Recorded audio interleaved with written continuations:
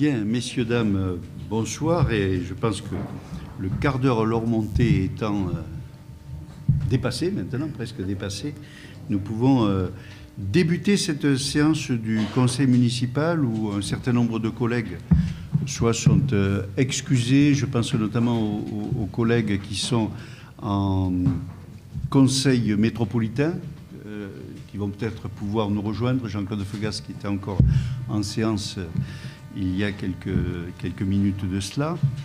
Et puis également celles et ceux qui vont nous rejoindre. Merci de votre participation à cette séance du conseil municipal où on va pouvoir effectivement évoquer le compte administratif, la fiscalité et puis tous les dossiers importants dont vous avez reçu dans la note de synthèse des éléments vous permettant de vous positionner.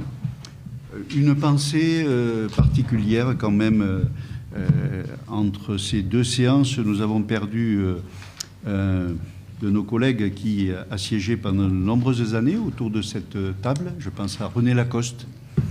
Nous l'avons rendu bien sûr des hommages particuliers, mais bon, nous avons en ce début de séance une pensée particulière pour René qui était très engagé, une personnalité très engagée dans la ville, très mobilisé sur toutes les questions de solidarité, de prévention. Il a été le créateur de la JAL, fortement impliqué à Carrier et dans la ville. Et donc, c'est une personnalité extrêmement attachante. Et donc, une pensée pour René en ce début de séance. Et puis, en ce début de séance, tout d'abord, il convient de désigner un secrétaire de séance. C'est le tour de Monsieur Urein d'être secrétaire de séance. J'espère qu'il l'accepte bien volontiers en prenant un papier, un crayon, un stylo, voire son ordinateur, vraiment, enfin qu'il soit à la hauteur d'un secrétariat extrêmement important. Et c'est une mission effectivement importante. Mais l'assistance de notre secrétariat, et je pense, va vous faciliter grandement la tâche. En ce début de séance également, si vous en êtes d'accord, l'adoption du compte rendu du dernier conseil municipal. Nous n'avons pas reçu de remarques, d'observations sur le tracé de nos travaux. Y a-t-il sur cette retranscription des remarques, des observations?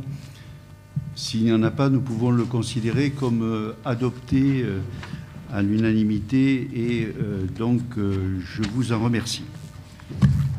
Un petit mot avant de passer directement à l'ordre du jour, bien sûr pour évoquer cette situation en Ukraine. L'évoquer puisque nous sommes tous à la fois marqués et inquiets à la suite de cette invasion et de cette guerre sur le sol européen. Et nous savons tous qu'on le voit au bout d'un mois de conflit, qu'il ne faut pas rentrer dans une certaine banalisation de cette guerre. Elle est horrible et il est évident qu'il faut continuer et plus que jamais nous indigner face à la guerre, à ces massacres.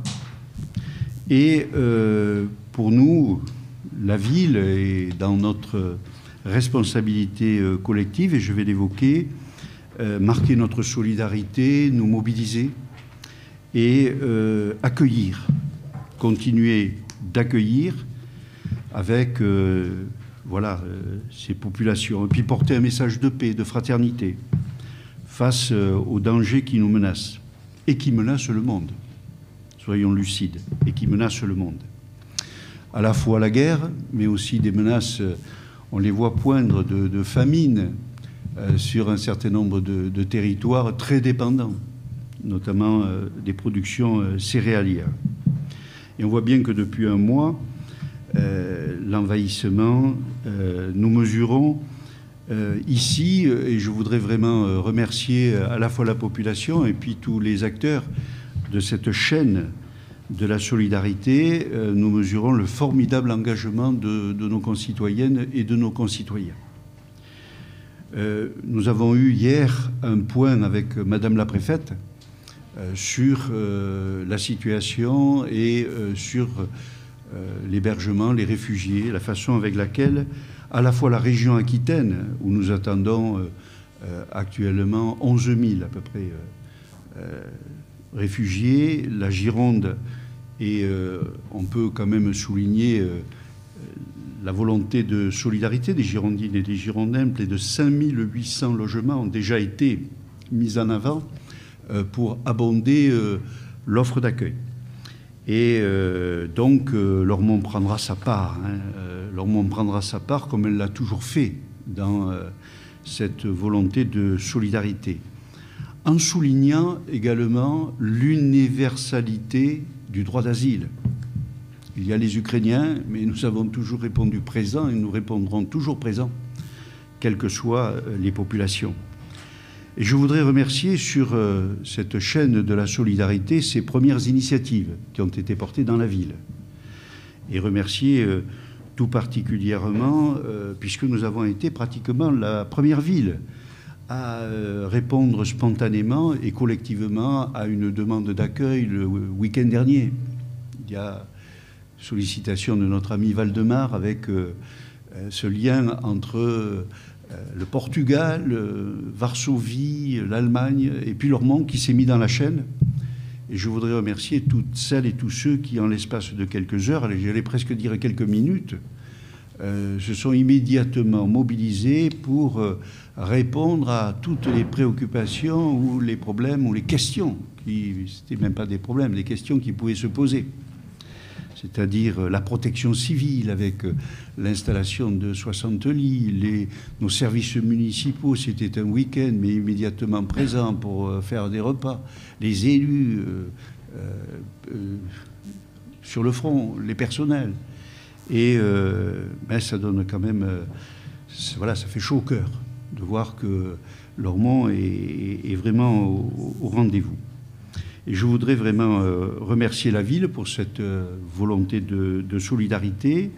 On a sur la soixantaine que nous avons accueillis conservé 3 personnes, 3 dames d'ailleurs avec un petit caniche, si je veux dire. Et je remercie tout particulièrement nos services également parce que on a souhaité aller plutôt vers le sud-est, donc on a pris toutes les initiatives permettant de répondre à leurs préoccupations. On voit bien d'ailleurs combien sur cette question des réfugiés, la question de la langue se pose avec beaucoup d'acuité, parlant l'ukrainien, le russe, et puis également la partie accompagnement psychologique à la suite de ce qui est vécu et de ce qui a été vécu. La protection civile, je vais vous proposer, puisque dans cette volonté de solidarité, nous apporterons une subvention, si vous en êtes d'accord, une aide de soutien, de positionner à 5 000 €, je pense, 5 000 €, et de l'affecter à la protection civile de Lormont. Pour quelle raison? Parce que parallèlement à ce qui a été porté, auquel je viens de faire allusion, nous avons mis en place ici, avec un tri au pôle associatif, une utilisation des locaux à Carrier, un centre permettant effectivement de collecter le maximum de médicaments, de produits permettant effectivement de rentrer dans la chaîne de solidarité, vêtements, etc. Et j'ai pu observer les premiers camions qui sont partis depuis Carrier, combien cette question du transport des marchandises rentrant dans la chaîne de solidarité était vraiment quelque chose, une grosse préoccupation qui m'a été mis en avant par la protection civile. C'est-à-dire, il faut arriver à cheminer. Là, ils partaient vers Strasbourg. Et je dois dire que les locaux étaient archi combles, si je veux dire. Ça signifie que cette solidarité a été vraiment formidable. Et donc, une proposition donc de faire en sorte qu'on puisse accompagner notre section de la protection civile lormontaise qui est en première ligne, si j'ose dire, sur ces préoccupations de transport, et puis qui est, depuis le premier jour, mobilisé à nos côtés pour essayer, là aussi, d'apporter le maximum à la fois de réconfort et puis de prise en compte sur ce que nous pouvons apporter pour ces populations-là, comme nous l'avons toujours fait dans notre ville et que nous le ferons, bien évidemment. Voilà, donc c'est une proposition de soutien à hauteur de 5 000 € à la protection civile de Lormont, si vous en êtes d'accord. Et j'espère qu'il y aura unanimité sur cet apport. Madame Casanova. Oui, tout à fait d'accord. Je voulais insister sur un point que vous avez abordé en parlant de la versatilité. Parce qu'effectivement, moi je le dirais avec des mots un peu plus crus, mais il y a un tri qui se fait des migrants. Et je suis extrêmement heureuse qu'on accueille les Ukrainiens comme on les accueille avec des trains, avec des logements, avec de la nourriture. Mais ça n'a pas été fait pour plein d'autres migrants qui fuient des guerres et des massacres, qui sont faits parfois, y compris par la France, par le gouvernement français. Et j'estime que c'est effectivement super que des gens comme ceux de la protection civile et les élus, ceux qui se sont mobilisés, soient aux côtés des personnes qui souffrent. Voilà. Je ne pense pas qu'ils souffrent d'ailleurs seulement de l'autocrate Poutine, mais également de la politique de l'OTAN. Et voilà, je ne suis pas solidaire de mon gouvernement là-dessus, mais oui, effectivement, des gens qui sont solidaires à la base, des gens qui se mobilisent pour d'autres. Je pense que la solution viendra du peuple ukrainien, viendra du peuple russe, viendra des peuples qui pourront se battre vraiment contre la guerre. Bien. Chacun a la possibilité d'expression. Moi, j'ai parlé d'universalité du soutien de la ville. Et je ne pense pas que Lormont ait qu'une quelconque remarque puisse être faite sur ce caractère universel de l'accueil de la ville de Lormont. Lormont, ville du monde, ville de tout le monde, quelles que soient les populations. Et je pense que nous en avons fait démonstration au cours de ces dernières décennies. La réalité de la ville peut en témoigner. Voilà, nous sommes d'accord pour cet apport et je vous en remercie. Nous passons maintenant à la partie finances, budget. Et je vais me permettre donc, avant de quitter cette salle, mais de présenter le compte administratif et le compte de gestion, de vous proposer l'affectation du résultat, la partie budgétaire et ensuite le vote des taux. Il s'agit là du compte administratif. Et comme vous le savez, le compte administratif, c'est le résultat comptable donc, de l'exercice écoulé. Faisons un budget primitif, corrigeons avec un budget supplémentaire, et puis il y a le compte de bilan. Et il est évident que pour nous, ce compte administratif et ce compte de bilan est un élément extrêmement important parce qu'il nous permet d'avoir sur la réalité de cet exercice-là, de pouvoir également essayer toujours de tracer un certain nombre de perspectives et d'observer les évolutions. Et donc, en sachant que nous avons toujours, vous l'imaginez et vous le vivez avec moi, souhaité effectivement pouvoir prendre en compte la réalité de l'année et puis essayer de travailler toujours sur ces perspectives. Donc vous le verrez à travers le résultat comptable de l'année écoulée, nous dégageons un excédent général qui sera repris donc dans le cadre du budget supplémentaire.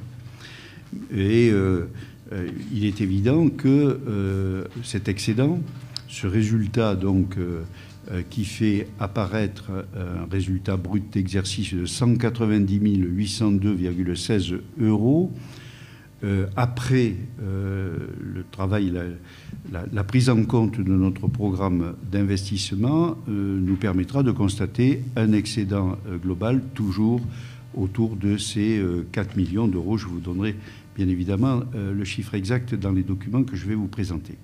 Mais ce qu'il faut voir, c'est que on peut aujourd'hui mesurer avec ce qui se décide sur l'augmentation des dépenses, des charges et un certain nombre de décisions qui doivent être prises en compte sur le plan communal et malgré notre bonne capacité de prévision et de réalisation, la nécessité d'être extrêmement rigoureux dans notre gestion et aussi de voir combien cet équilibre entre dépenses et recettes sur notre fonctionnement, lié notamment à la difficulté d'un certain nombre de dotations, doit nous amener beaucoup de vigilance. Nous le voyons bien, la progression des dépenses se révèle plus rapide, tout simplement, que celle des recettes. Les recettes augmentent sur cette année de 705 000 euros et les dépenses progressent de 1 320 000 euros. Les dotations, et vous l'avez dans le document, elles augmentent globalement de 245 000 euros, en plus de la dotation de solidarité urbaine et une dotation politique de la ville qui a été diminuée en partie par la diminution de la dotation globale de fonctionnement. Un plus 65 000 euros de l'autre côté, un moins 115 000 euros de l'autre. Une alerte sur cette année 2022, c'est que nous avons reçu de la part des services de l'État une notification de la dotation politique de la ville en forte diminution de 30%, comme d'ailleurs les autres communes de la rive droite, je voudrais le souligner, sans aucune concertation, avec une dotation globale au niveau national qui est effectivement identique à l'an passé, mais plus de communes sur le plan national venant prendre une part de cette dotation politique de la ville, ce qui entraîne au niveau départemental une baisse de 30% de cette dotation. Vous imaginez qu'immédiatement les 3 communes ont réagi auprès de la préfecture et que moi-même j'ai fait une intervention directe, à la fois sur le plan de la méthode, disant qu'il me semble aberrant qu'il n'y ait même pas un espace qui soit un espace ainsi de discussion sur une diminution de 30% qui ampute les recettes de la ville de plus de 200 000 euros. Voilà, 200 000 euros, c'est pour 2022. Mais lorsque l'on évoque 2021, on voit bien l'importance de cette dotation politique de la ville dans nos dépenses de fonctionnement. Voilà, donc là aussi, dispositif d'alerte et de vigilance. La progression prévue au BP était de 330 000 euros et il y a eu là aussi un correctif lié à la prise en compte d'une baisse du nombre d'habitants lié à des modes de calcul de l'INSEE qui ne sont plus comparables à ce qu'ils étaient précédemment. Les recettes fiscales, elles augmentent globalement de 485 000 euros avec une progression importante des droits de mutation, ce qui montre quand même le dynamisme de la ville, et donc également sur la rubrique subventions et participation, une variation de moins 320 000 euros, mais là qui est due à un transfert vers la cité éducative, donc des crédits qui sont apportés à la cité éducative. C'est donc là plus un exercice d'écriture qu'une préoccupation particulière. Les produits de gestion augmentent de 296 000 en recettes, de 296 000 euros, liés notamment à ce que vous avez dans le document, un certain nombre de prises en compte par des remboursements d'assurance, par des loyers, etc. Et ceci vient bien sûr abonder nos recettes. Pour les dépenses, elles sont bien sûr très tournées vers le volet éducation, puisque nous avons des dépenses cité éducative qui augmentent de 100 000 euros, plus les 25 000 euros de prestations d'activité périscolaire et les actions du conseil municipal des enfants. On a un plus de 50 000 euros sur le secteur jeunesse-sport, on peut le relier aussi à l'éducation, culture, 120 000 euros, des prises en compte du développement économique qui sont également nécessaires, et puis essentiellement l'impact sur la DSTU de nouveaux marchés d'entretien, d'espaces verts et d'opérations de salubrité. 160 000 euros en supplément sur les chantiers participatifs, les chantiers d'insertion, et également sur la Direction générale des ressources, donc avec le budget formation, l'affranchissement et puis les denrées restauration. C'est une de nos préoccupations également qu'il nous faut prendre en compte sur 2022, puisqu'il s'annonce effectivement des augmentations de prix assez importantes sur toutes ces préoccupations de denrées. Voilà. Les dépenses de personnel, de ressources humaines, nous faisons quand même un effort indiscutable, puisque c'est une progression de 4% sur l'année 2021, 700 000 euros, avec en secteur la police municipale, qui est passée de 10 à 14, les effectifs du service emploi, le périscolaire, avec les remplacements dus au Covid notamment, qui étaient absolument indispensables, et puis la cité éducative, avec des créations de postes, certaines étant financées à 80% par l'État. Des subventions, on a un plus 137 000 euros tournés essentiellement vers le CCAS et le CIVU, le syndicat intercommunal à vocation unique en direction de la petite enfance, et l'association d'idées. Nous avons augmenté la subvention de 22 000 euros donc sur l'association d'idées en 2021. Les frais financiers sont en diminution de 40 000 euros et les opérations d'amortissement également. Donc les réalisations en investissement là s'élèvent à 4 500 000 euros, avec sur l'investissement des opérations que vous connaissez et qui ont bien été prises en compte en 2021.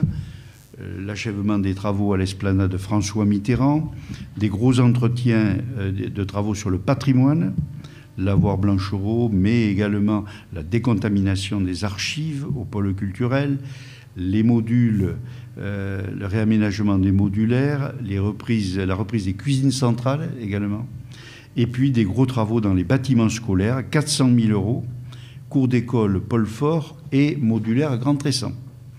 Le démarrage du pôle d'écriture Valmont, l'éclairage public, matériel et logiciel informatique 350 000 euros, la vidéoprotection 215 000 euros, le mobilier urbain 150 000 euros, les espaces verts voirie 165 000 euros, les véhicules et le matériel dont l'acquisition ainsi de copieurs.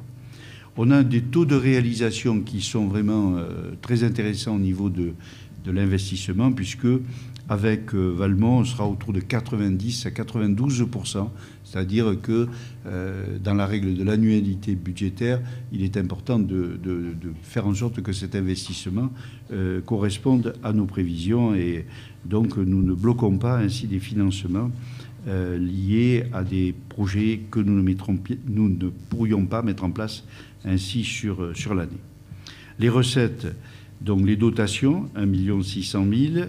Au niveau de l'investissement, nous bénéficions du fonds de compensation de la TVA. 2 années après, on reçoit ce fonds de compensation. Les subventions, on a été subventionné sur la salle de gymnastique La Doumègue, Valmont, l'esplanade de Mitterrand, et nous avons bénéficié de la prime exceptionnelle d'aide à la construction durable qui nous a permis d'engranger 650 000 euros en investissement.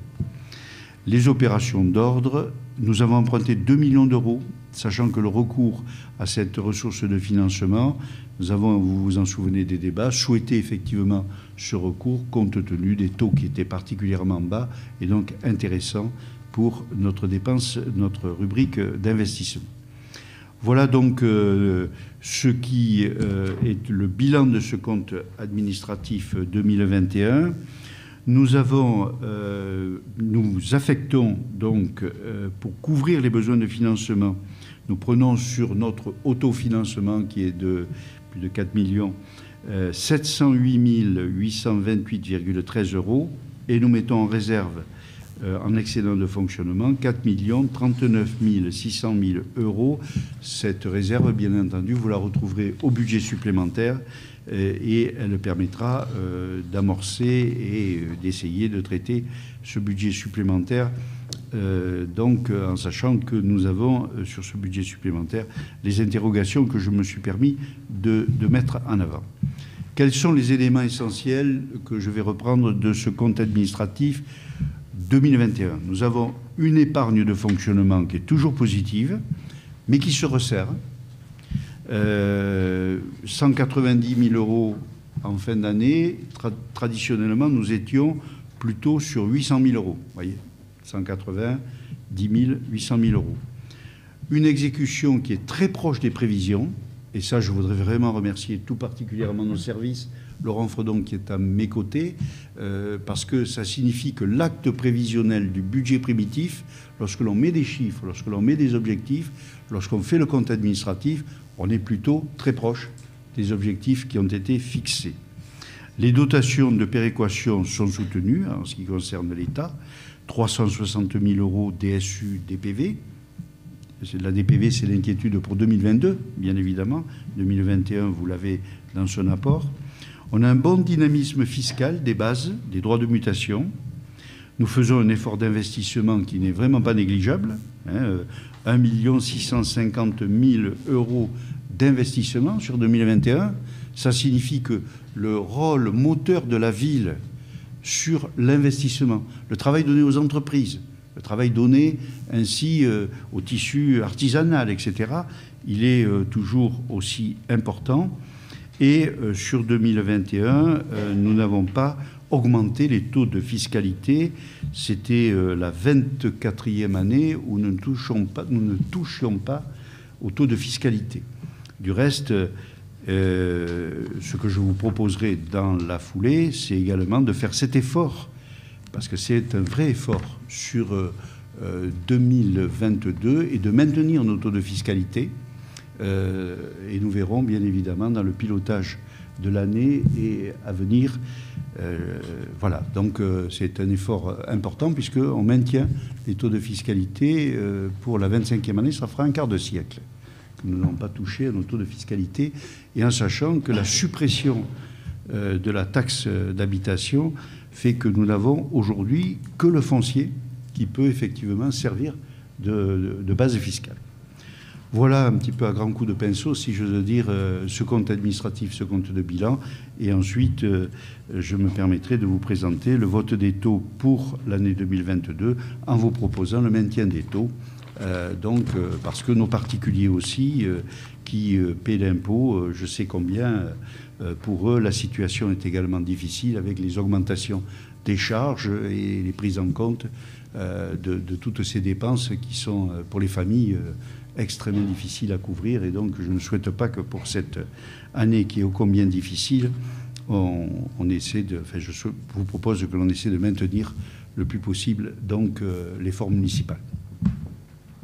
Voilà, s'il y a des questions, je suis prêt à m'efforcer d'y répondre. Madame Casanova. Une question, c'était... bon, bien sûr, je n'ai pas de problème avec ces comptes-là, avec leur régularité. C'était juste concernant les effectifs, pour revenir sur la note de synthèse, qui indique des créations de postes, en particulier dans la police. Mais on lit aussi qu'il y a des pertes de postes qui seraient pourtant très utiles à la population. Parce que si on compare... Par exemple, les postes de titulaires pourvus au 1er janvier depuis 2020, il y a eu 7 postes en moins dans le secteur technique, 3 en moins dans les ATSEM. Et ce sont des postes pourtant très importants pour les habitants de la commune. De toute façon, vous connaissez mon vote, qui est une abstention.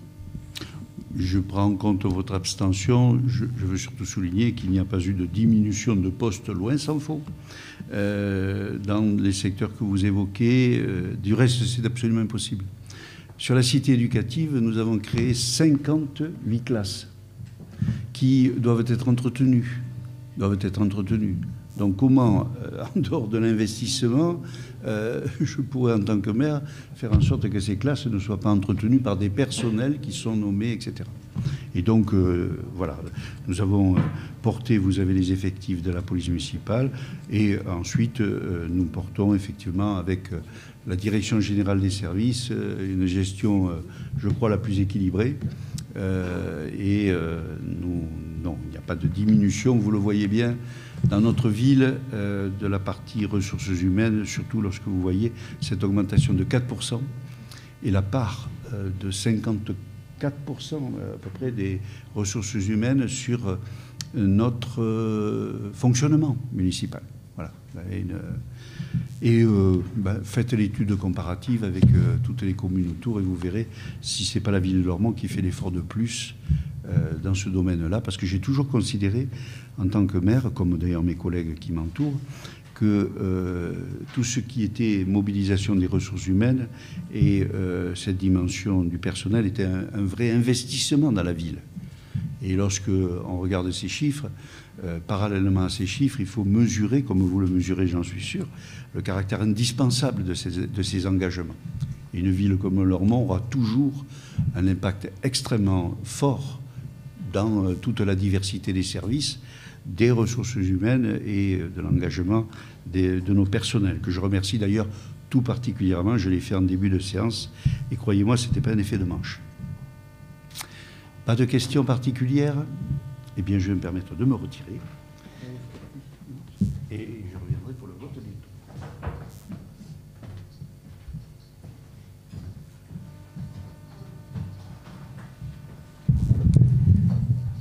Allez, chers collègues, sans reprendre l'ensemble des chiffres qu'a pu énumérer Monsieur le maire, je vous propose de nous positionner sur le compte administratif. Qui s'abstient? Donc, Madame Casanova, Monsieur Hunrin. Donc 2 abstentions. Qui vote contre? Personne. Je vous remercie. Nous passons au compte de gestion. Qui s'abstient? Madame Casanova. Qui s'abstient? Monsieur Hunrin, c'est abstention pour Monsieur Hunrin également. Qui vote contre? Personne. Je vous remercie. Sur l'affectation du résultat, qui s'abstient? Madame Casanova, Monsieur Hunrin. Qui vote contre? Merci. Sur le compte administratif du budget annexe de l'hôtel d'entreprise, qui s'abstient? Toujours Madame Casanova et Monsieur Hunrin. Qui vote contre? Personne. Et enfin, sur le compte de gestion du budget annexe de l'hôtel d'entreprise, qui s'abstient? Toujours Madame Casanova et Monsieur Hunrin. Qui vote contre? Personne. Je vous en remercie. On peut demander à Monsieur le maire de revenir dans la salle. Eh ben, bravo. C'est pas joli, joli. C'est pas joli, joli. Merci en tout cas de votre patience. Merci. Merci. Je voudrais remercier tout particulièrement nos services, Laurent Fredon qui est ici présent, et puis toutes les équipes qui nous entourent. J'utilise le pluriel avec M. Gaillou et tous les services administratifs et techniques, parce que c'est vrai que c'est particulièrement difficile, on le soulignait précédemment, de pouvoir arriver à maintenir des équilibres dans un contexte et un environnement qui est, nous le savons tous, de plus en plus difficile et tendu. Dans la continuité donc du compte administratif, le vote des taux, donc fiscalité 2022, où je vous propose donc de maintenir nos taux de fiscalité des impôts directs locaux, ce qui fait que, vous le savez, les taux de foncier ayant été regroupés en ce qui concerne le foncier bâti départemental et le foncier bâti communal, le taux du foncier bâti est de 48,58 € et le taux du foncier non bâti 76,52 €, donc pas de modification sur ces taux de fiscalité. Y a-t-il des votes contre le maintien de ces taux? Je n'en vois pas. Si, une abstention, Madame Casanova. Oui, mais c'était pour dire qu'effectivement, la commune ne va pas toucher aux impôts locaux. Certes, et c'est vrai que ça fait un demi-siècle maintenant, mais les habitants, ils vont quand même devoir payer davantage au niveau de la taxe foncière qui est transférée maintenant aux communes. Et d'après Sud-Ouest, la taxe foncière a explosé dans le département. Elle a augmenté de 22% entre 2010 et 2020 sur Lormont. Par contre, je note que le gouvernement a fait un beau cadeau aux entreprises en matière d'impôts locaux, avec la réduction de moitié des impôts fonciers des établissements industriels, ce qui va représenter un manque à gagner de 10 milliards par an d'argent public. Ça ne se passe pas à Lormont, mais ça se passe au niveau de l'État, ça nous concerne, donc je m'abstiens. Juste, Madame Casanova, je pense qu'il faut que vous regardiez de très près, parce que non, la taxe foncière n'a pas augmenté de 22% à Lormont. La taxe foncière, si vous voulez, vous aviez 2 taxes qui étaient payées. La taxe avec des taux qui étaient des taux correspondant au département et des taux correspondant à la commune. Et les taux ont été rassemblés, c'est les 46%, etc. Mais nous ne touchant pas à nos taux, il est évident que les taux département et ville, sont restés les mêmes. Donc il n'y a pas eu d'augmentation de 22% des taux fonciers, c'est une évidence. Il y a eu la suppression de la taxe d'habitation, ça c'est un élément qui, pour les familles et pour les particuliers qui payaient cette taxe d'habitation est évidente, c'est une évidence, mais en ce qui concerne nos recettes à nous et nos taux à nous, il n'y a pas eu d'augmentation des taux. Hein, donc voilà, et en aucun cas de 22%, parce qu'alors là, ça aurait été un caractère absolument dramatique. Et vous savez, et là, le budget de la ville aurait été un autre budget, puisque 1% de fiscalité, à Lormont, le taux doit être à peu près à 120 000 euros. 140 000 euros, voilà. Pour vous donner une idée, 140 000 euros. Alors si vous augmentez de X%, vous multipliez 140 000 euros par... Nous verrons en 2023 le contexte. Vous savez combien je suis toujours très prudent et vous ne m'avez jamais, Madame Casanova, depuis que nous sommes ici autour de cette table du conseil municipal, vous ne m'avez jamais vu partir dans des promesses. Voilà, donc pas du tout. Approche extrêmement raisonnable qui consiste à dire aujourd'hui on maintient, on ne bouge pas, on essaie de... Voilà, les perspectives sont difficiles pour toutes les collectivités. Pour l'État aussi, hein, parce que je suis lucide aussi sur un certain nombre d'éléments pesant sur les politiques de l'action publique, avec tout ce qui peut ouvrir des débats, mais la réalité, elle est là. Et non, il n'y aura pas d'augmentation, bien évidemment, des taux sur cette année 2022. Voilà, nous prenons en compte votre abstention. Voilà. Et en dehors de cela, je remercie tous ceux qui partagent cet effort que nous portons collectivement. Sur le dernier dossier que je vais me permettre de présenter, c'est la convention territoriale globale. Là, c'est le lancement d'une démarche avec la caisse d'allocation familiale, puisque, vous le savez, dans beaucoup de politiques, la caisse d'allocation familiale est un partenaire particulièrement important, compte tenu de la dimension d'abord de la place des familles dans notre ville, et puis également de la part des politiques sociales devant accompagner ces familles-là.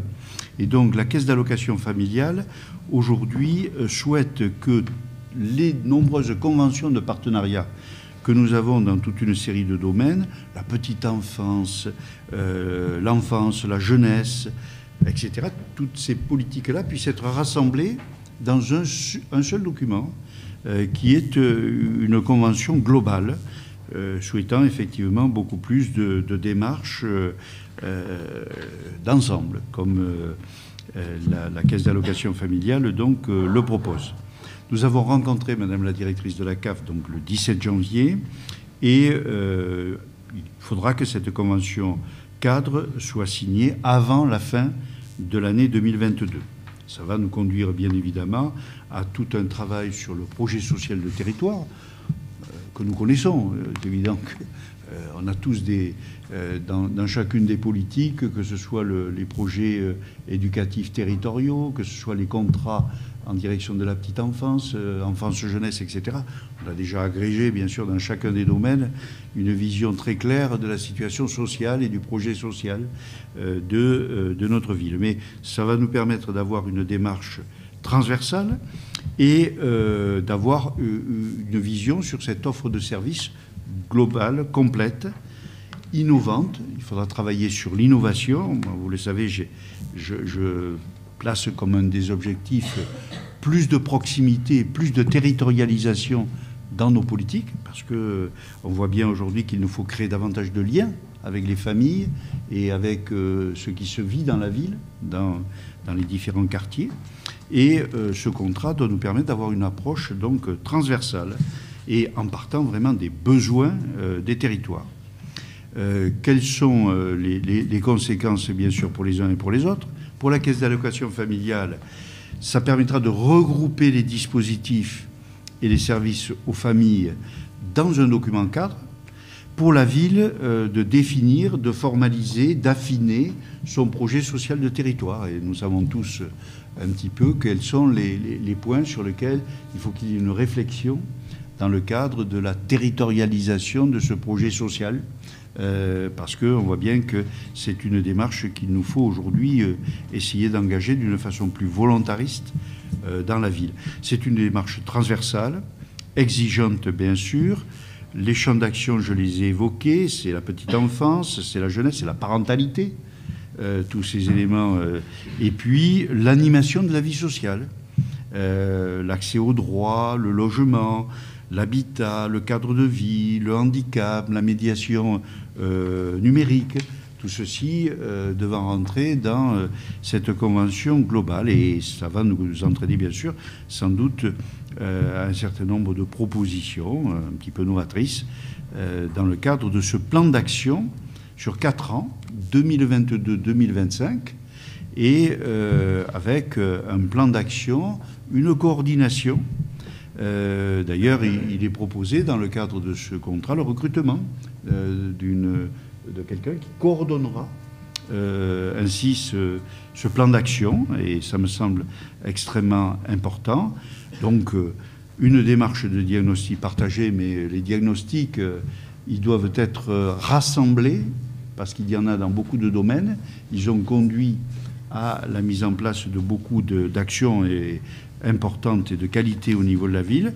Il s'agira de fédérer, de rassembler tous ces diagnostics sur les besoins du territoire, et puis ensuite de pouvoir lancer ce travail sur la convention territoriale globale.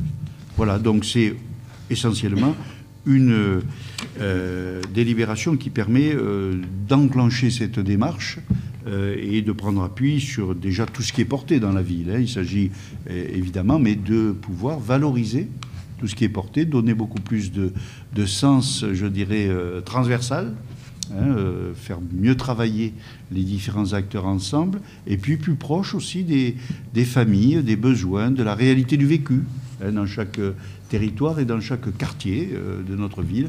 Ça me semble être une démarche intéressante au niveau de notre projet de ville. C'est un enrichissement à travers cette convention globale du projet de ville. En sachant que, bien évidemment, en tant que maire, j'aurai une exigence vis-à-vis de la CAF, c'est que, vous l'imaginez, les financements apportés par ce partenaire essentiel à la ville soient plutôt en augmentation. Ça me semble évident, ou moins stable, mais surtout pas en diminution. Voilà.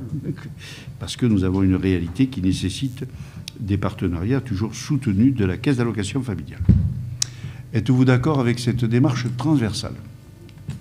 Il n'y en a pas de remarques. Nous sommes tous d'accord et c'est voté donc à l'unanimité. Je vous en remercie. Je vais céder bien volontiers la parole à M. Philippe Cartemont qui va parler du contrat de relance de l'État pour le logement et pour l'habitat. En effet, chers collègues, donc cette délibération concerne le plan France Relance, où pour répondre aux besoins de logement, l'État souhaite encourager la relance de la construction à travers un dispositif de contractualisation sur les territoires caractérisés par une tension du marché immobilier, ce qui est notre cas bien évidemment. 27 des communes membres de Bordeaux Métropole sont susceptibles d'être aidées, et afin de pouvoir bénéficier de cette aide, un contrat doit avoir été signé avant le 31 mars de cette année entre l'État, Bordeaux Métropole et les communes éligibles et volontaires. Ce contrat fixe un objectif de production globale de logements à atteindre, y compris sociaux, en cohérence avec ceux qui figurent dans le programme local de l'habitat. Cet objectif de production globale correspond au nombre de logements autorisés par la ville, les permis accordés à travers les permis donc accordés dans une période d'1 an. La période concernée est comprise entre le 1er septembre 2021 et le 31 août 2022. Et vous avez dans le paragraphe suivant le détail des règles de calcul. Le montant de l'aide est de 1 500 € par logement, qui peut être bonifié de 500 € en cas de transformation de bureau ou d'activité. Lormont, vous le savez, est une commune spécifique avec une dynamique de territoire portée par les différentes opérations de renouvellement urbain qui ont permis de rendre la commune attractive et recherchée par les opérateurs. L'objectif principal pour notre territoire est de rééquilibrer l'offre de logement pour établir une mixité de population et retrouver une proportion plus équilibrée de logements occupés par leurs propriétaires par rapport aux logements sociaux. Je vous rappelle que le dernier taux transmis par les services de l'État pour Lormont en 2021 est de 49%, ce qui nous place en première place de l'ensemble des communes de métropole et même de Gironde. Le programme local de l'habitat défini sur la période 2016-2021 donnait pour objectif à la commune une production globale de 1200 logements, soit une moyenne de 200 logements par an. Pour la période concernée par l'aide de l'État qui nous concerne ce soir, soit du 1er septembre 2021 au 31 août 2022, nous proposons que l'objectif de production de logements au travers de la délivrance de permis de construire soit conservé au même niveau, 200 logements par an. Au vu des projets prévisionnels que nous suivons, nous avons même une ambition bien supérieure, puisque 5 projets principaux permettraient d'atteindre ces objectifs avec un total de 713 logements projetés, dont la réalisation, elle, s'étalera jusqu'en 2026. Vous avez au niveau du centre commercial Génicard et du cœur de ville, donc tout ce que l'on appelle le secteur Aldi, 480 logements, dont 365 pour les jeunes et les étudiants. Nous avons le foncier que nous appelons le foncier Tillois, qui se situe sur la Ramade Nord, avec 62 logements. Un projet d'accession sociale au Moulin d'Antoun, c'est la deuxième partie du projet déjà existant, avec 16 logements. Et enfin, 2 projets qui concernent le secteur des cascades, avec les passerelles de Garonne et de l'eau, un de 66 logements et un de 89 logements. Si nous atteignons ce total de 713 permis accordés au 31 août, nous pourrons prétendre à une aide prévisionnelle d'1 069 500 €. Et ce qui nous est demandé ce soir, c'est donc d'autoriser Monsieur le maire à signer avec les autres partenaires, à savoir l'État, Bordeaux Métropole, le contrat de relance du logement pour la période indiquée et d'inscrire dans ce contrat un objectif global pour la ville de production de 200 logements délivrés pendant la période du 1er septembre 2021 au 31 août 2022. Voilà, c'est une démarche dans le cadre du plan de relance qui nous permettra de bénéficier, nous l'espérons, d'une dotation au niveau de notre investissement de 1 million d'euros et qui, pour la ville de Lormont, puisqu'on n'est pas concerné directement par le logement social, est tourné, vous le voyez, uniquement en grande partie, sur le logement étudiant et le logement des jeunes, qui est une vraie priorité. Quand on observe aujourd'hui que des jeunes étudiants ou des jeunes sont obligés d'aller se loger à Langon ou en limite du département pour pouvoir suivre leur scolarité sur Talence, quoi. Je pense que tout le monde doit prendre sa part. On évoquait tout à l'heure la solidarité et il me semble important. Alors, c'est en plus un élément qui rentre dans le cadre notamment des perspectives d'évolution de Génilor, mais nous garderons bien évidemment Génilor tant qu'il n'y aura pas suffisamment de production donc de logements notamment pour les jeunes. Voilà, sur ce dossier, pas de remarques, pas d'observations. Madame Casanova, monsieur, voilà.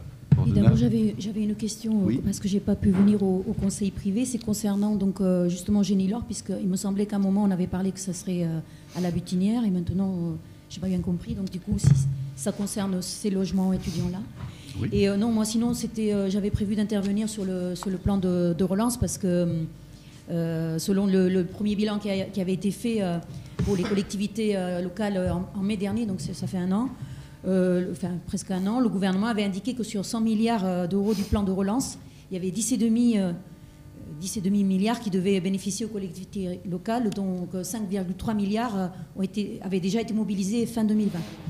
Une somme donc bien inférieure aux 16 milliards d'euros de territorialisation de crédit de France Relance qui avait été promis. Donc les collectivités n'ont pas été aussi bien servies que les plus grandes entreprises bénéficiaires de la plus grande part des 130 milliards du plan de relance plus le plan d'investissement depuis le début de la pandémie. Bon, en ce qui concerne la délibération, elle en souligne l'esprit en indiquant, Monsieur Cartamont vient de le lire, de rétablir une mixité de la population et retrouver une proportion plus équilibrée de logements occupés par leurs propriétaires par rapport aux logements sociaux. Bon, d'une part, la commune ne retrouvera pas une proportion qu'elle n'a jamais eue. Il lui faudrait pour ça changer de population. Je suis pour ma part pour la mixité sociale, mais à Neuilly, ou plus près de nous, dans le Bordeaux de M. Urmic, l'écologiste, ou chez M. le socialiste Anziani à Mérignac. Donc à l'heure où la spéculation immobilière bat son plein avec une inflation de 3,6% qui grève lourdement le budget des foyers populaires, donc leurs loyers et leurs emprunts, je défends toujours un service public du logement sous contrôle de la population. C'est pourquoi je vais m'abstenir. Très bien. Je réponds à votre question, hein, puis après je laisserai M. Bordenave poser sa question. En ce qui concerne le foyer Génilor, qui a un demi-siècle. Il était prévu effectivement la construction d'un foyer pour les jeunes, effectivement dans le projet Butinière, qui n'a pas été jusqu'au bout. C'était un projet qui était ambitieux, qui n'a pas pu, pour des raisons d'équilibre économique, aller jusqu'au bout. Mais nous avons souhaité prendre en compte cette priorité du logement des jeunes pour inscrire dans ce projet, qui est le projet autour du centre commercial Leader Price à Lydie, cette construction de logements pour les jeunes étudiants. Avec en perspective, si, comme je l'ai indiqué, la situation du logement des jeunes s'améliore au niveau métropolitain, des perspectives dans les 10 ans qui viennent de faire en sorte que le patrimoine de Génilor évolue. Mais pour l'instant, ce n'est pas du tout d'actualité. Voilà. Donc on construit d'abord. Vous savez, alors moi, on essaie quand même d'anticiper dans nos politiques. Là, le logement des jeunes, il est essentiel. Il est essentiel. On a le tramway, on construit sur des friches industrielles et donc on ne minéralise pas les sols. On prend en compte ces priorités qui sont les priorités dont on parle dans toutes les instances sur l'habitat. Et on essaie de faire en sorte qu'on puisse réaliser ces opérations. Là, on est sur des opérations qui vont être sur 2 ou 3 années, donc, et bénéficier du soutien dans le cadre de cet appel. Et lorsque je dis nous anticipons, on construit le logement. Et Génilor, on observe dans quelques années l'évolution de ce patrimoine-là. On construit des écoles maternelles en plus, et puis on essaie de voir comment ça va évoluer dans quelques années. On reconstruit la piscine sans attendre que celle qui a presque 50 ans nous lâche. Il me semble que dans le projet de ville, c'est plutôt une démarche qui anticipe. Lorsqu'on construit de l'habitat et du logement, c'est les friches industrielles, la Ramade, Lissandre, Carrier. Qu'est-ce que j'entends dire partout ? C'est sur ces friches industrielles qu'il faut construire des projets. Donc on n'est plutôt pas en retard sur tout ce qui est important. Mendès France disait, gouverner c'est choisir, mais c'est aussi anticiper. Et je pense que ce sont des politiques qui anticipent sur le logement des jeunes, parce qu'on voit bien combien ça sera intéressant pour des jeunes qui, demain, seront logés là, de pouvoir prendre le tramway, descendre à Butinière, avec le téléphérique, être de l'autre côté à 8 minutes, rive droite, rive gauche, pour les jeunes lycéens, parce qu'on parle rive droite, rive gauche, mais, etc. Donc ça, c'est projet de ville et de l'anticipation. Voilà. Mais je réponds, Génilor, logement des jeunes pour les jeunes étudiants, et puis plus tard, parce que pour l'instant, Génilor, il est absolument indispensable. Monsieur Bordenave. Bon, alors, pardon, moi c'est une question qui est plutôt temporelle. Le programme local de l'habitat, donc c'était 2016-2021, et là on parle de la programmation de logement à partir de 2022. Donc du coup, est-ce que la production de 200 logements qui était prévue donc sur la fin 2016-2021, elle est bien c'est bien compris pour les 713 qui vont être délivrés. Donc c'est la première question. Et du coup là, on évoquait 200 sur l'année, et pourtant on dit 713 sur 6 ans. Du coup, comment se fait la comparaison ? Pardon, et j'ai une dernière question, après, comme ça je la libère. Dans les projets prévisionnels, on ne parle pas de Fonds Bello, qui va aussi délivrer des logements. Est-ce que c'est là aussi un problème calendaire ou Oui, tout à fait. Alors déjà, le distinguo entre 200, c'est les permis de construire que l'on accorde dans la période qui est citée dans la Convention, du 1er septembre au 31 août. Voilà. Et ces permis de construire généreront des travaux et des livraisons qui vont s'étaler jusqu'en 2026. C'est la différence qu'il faut prendre. Et ensuite, effectivement, c'est une question de temporalité. Entre les permis, pour reprendre l'exemple de Fonds Bello, il faut que les permis considérés soient déposés dans cette période-là, ce qui n'est pas le cas. Philippe Cartamont vous a très très bien répondu. Pas d'autres remarques, pas d'autres observations. On prend en compte l'abstention de Madame Casanova.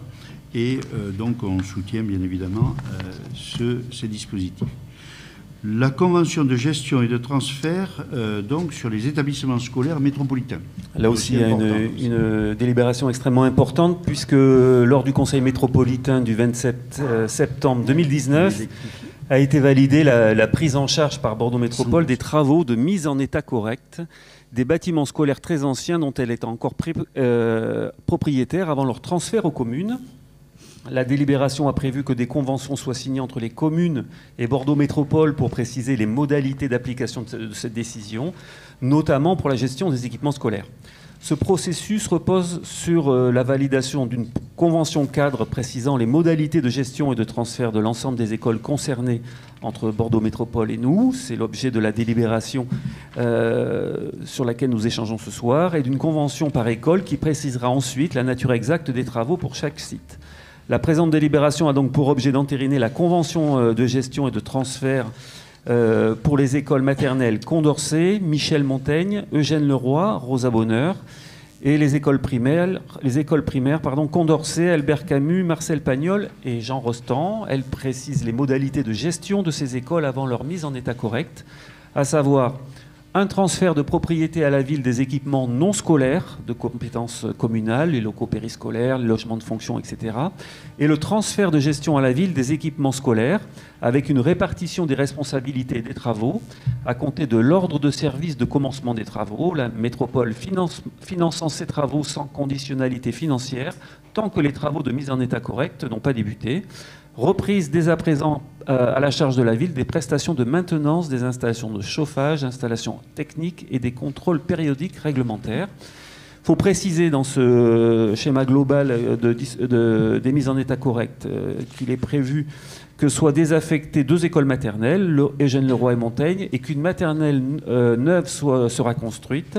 Puis, à l'issue des travaux de mise en état correct, la convention jointe propose le transfert automatique à la ville de la pleine propriété de l'équipement scolaire pour les écoles anciennes ou, pour les projets neufs, un transfert éventuel au terme de 10 ans après la date d'achèvement des travaux. Il vous est donc demandé d'autoriser Monsieur le maire à signer cette convention de transfert et de gestion avec Bordeaux Métropole. Voilà, oui, Monsieur Bordenave.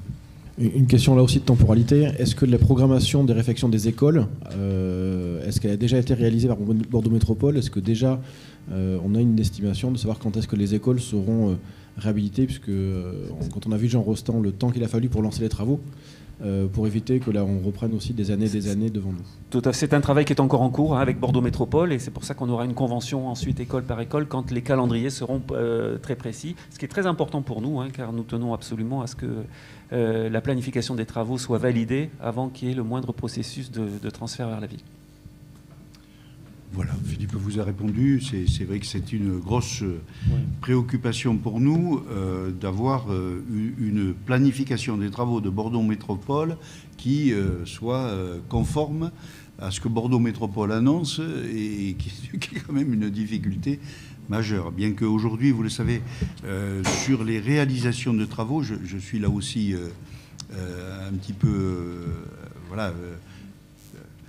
avec une prise en compte d'une réalité qui apparaît. Le collègue qui discute dans les commissions d'appel d'offres le savent, il y a aussi un certain nombre de difficultés au niveau des entreprises, question de matériaux, etc. Je me fais l'avocat du diable, je réponds, mais il n'empêche que c'est pour nous une grosse préoccupation que la planification des travaux métropolitains. Madame Casanova. J'avais vu d'ailleurs que sur les documents de la métropole, il y a un calendrier comme ça, enfin les cases pour 23, 24, tout ça, 2023, elles sont vides, quoi. Donc c'est un peu s'inédié quand même. Mais non, mais moi je vais voter pour cette mise en état correcte des écoles, bien entendu, avant leur transfert à la ville. Cependant, moi je reste préoccupée par quelque chose que je vous ai déjà dit, c'est la multiplication des constructions sur le plateau, qui d'ailleurs sont relativement bétonnées au passage. Et aussi parce que votre langue a fauché, monsieur le maire, mais il n'y a pas 2 écoles maternelles qui vont être construites. Il y en a 2 qui vont être démolies, enfin désaffectées, et il y en a une seule qui va être construite. Et elle n'est pas budgétisée. Voilà, c'est ça qui m'inquiète, moi. Juste, non, ce n'est pas exact. Nous allons construire l'école maternelle de la Ramade et l'école maternelle Marcel Pagnol. C'est 2. Mais elle va être reconstruite. Non, l'école maternelle Marcel Pagnol, il n'y a pas d'école maternelle, c'est une école élémentaire. Autant pour voilà. Donc, voilà, mais c'est une très bonne observation. Mais voilà. Non, je me répète, et on construit d'abord. L'école de la Ramade, elle va être en plus. Voilà. L'école Pagnol va être en plus. Et dans quelques années, c'est comme pour Génilor, si le patrimoine est obsolète, eh bien là, on peut donner de l'oxygène. Vous parlez, voilà, agrandir le grand espace vert Montaigne, agrandir telle ou telle partie. Mais donner du temps au temps et faire en sorte qu'on puisse, par étapes, essayer. Mais ce que je voudrais souligner, c'est que ce que nous apportons, c'est un plus en termes de réponse aux besoins. Et après, l'évolution, elle se fera en fonction de l'évolution de la ville. Parce que la ville aussi, il y a des prises en compte, effectivement, des nouvelles populations, mais il y a aussi des phénomènes de vieillissement dans la ville qui sont à prendre en compte. C'est quand on voit, d'ailleurs, l'ampleur de la construction de la nouvelle résidence Victor Hugo. Elle marque combien il y a beaucoup de personnes âgées qui vont venir vieillir dans Lormont. Et quand on observe sur le plan scolaire, on voit bien des évolutions qui sont équilibrées. On a de légères diminutions d'effectifs. Donc ça signifie que tout ceci mérite beaucoup d'anticipation, comme nous nous efforçons de le faire avec beaucoup d'humilité.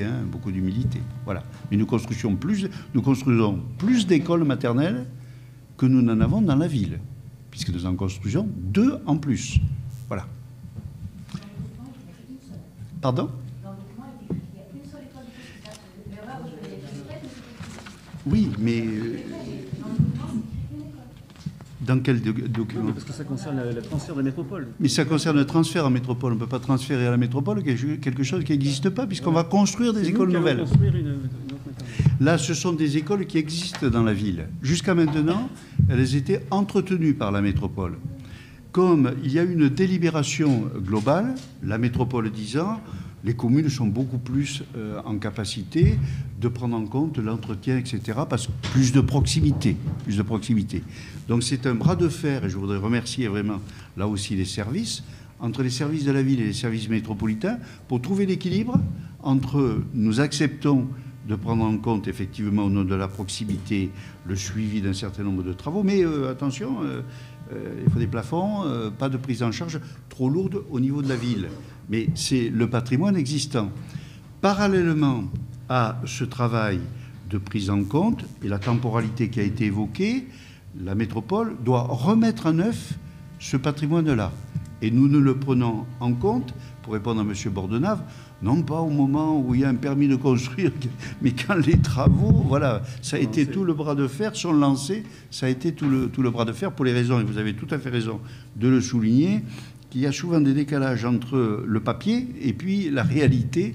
Vous le vivez pour Rostand comme nous l'avons vécu, voilà. Mais là, il s'agit de travailler sur le patrimoine existant et en sachant que les 2 constructions nouvelles sont, les appels d'offres d'ailleurs sur ces constructions, j'y participe dans quelques jours. Voilà. Donc, seront 2 écoles maternelles en plus.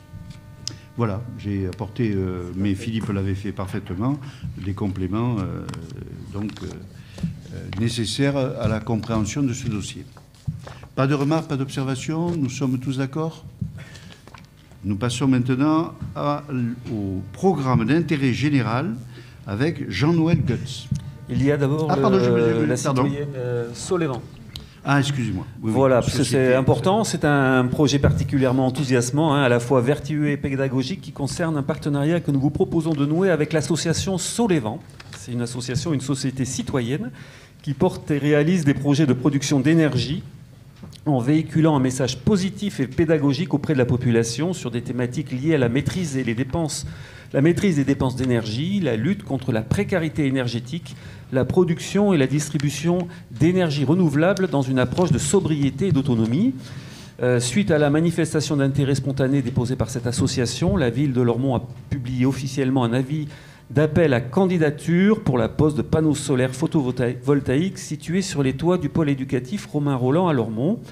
Dans le cadre de ce projet, l'association propose des interventions pédagogiques de présentation à compter de septembre 2022 sur 3 temps d'échange avec l'équipe pédagogique, avec les parents d'élèves, et ensuite un atelier sur la transition énergétique dans une optique de sobriété énergétique. Pour lancer l'étude de faisabilité du projet et permettre l'engagement des démarches administratives et techniques qui permettront de définir précisément la viabilité du projet, il est nécessaire d'autoriser Monsieur le maire à signer la convention d'occupation du domaine public aux fins d'installation, d'exploitation et de maintenance d'une centrale photovoltaïque. La mise à disposition de la toiture de l'école est consentie et acceptée, moyennant une redevance annuelle à hauteur de 2,5% du chiffre d'affaires de la centrale à terme échu, soit au plus tard le 31 janvier de l'année suivant la date de mise en service, et pour une durée de 30 ans. Il vous est donc demandé d'autoriser Monsieur le maire à signer la convention d'occupation du domaine public avec l'association Solévent. Monsieur Bordenave.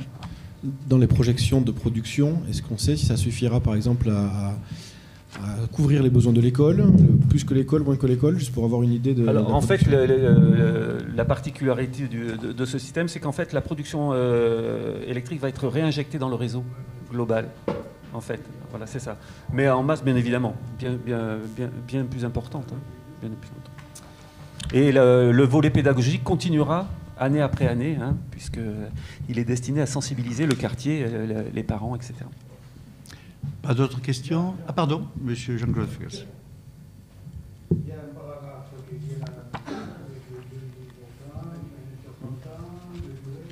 est-ce qu'on a essayé au niveau de notre service financier de faire une perspective de ce que ça amènerait au niveau de la commune? Absolument. Dans le dossier de préparation, c'est en plus celui qui sera validé déjà dans le projet qui a permis de nous positionner. Il y a tout un plan d'amortissement et de revenus pour la ville, absolument, qui est détaillé année après année sur les 30 ans. Mais de toute manière, ce qu'il faut bien savoir, Jean-Claude, c'est que c'est l'association qui porte l'investissement. Nous mettons à disposition le domaine public, l'association porte l'investissement d'installation et il nous reverse les 2,5% de son chiffre d'affaires revenu. Est-ce qu'on a une idée du montant? Tout à fait, il pourra être communiqué, il figure dans le dossier en détail pour les 30 années. Oui, peut-être juste une précision. Jean-Claude, ce sont les citoyens qui vont investir. Nous pourrons investir dans cette centrale photovoltaïque. Je repose ma question alors. La question elle est simple. Est-ce qu'on a une idée du retour que l'on aura financièrement? Bien sûr, tout à fait, ça figure dans le dossier de montage. Pas de problème. Il y a un tableau qui te sera communiqué. Laurent Fredon n'est pas là, mais il pourra te donner effectivement tous les éléments qui ont été travaillés en commission. Mais l'information que soulève Grégory qui est très importante, puisque pour financer cette installation, l'association Solévent a ses propres systèmes de financement, parmi lesquels des appels à financement de la population, et tout le monde pourra y participer, bien évidemment, même si c'est distinct de la question que tu posais. Très bien. Pas de remarques, pas d'observations sur ce dossier, autre que ce qui a été mis en avant? Merci. Nous passons au PIG. Oui, pardon, excuse-moi. Mes chers collègues, programme d'intérêt général. Ouais.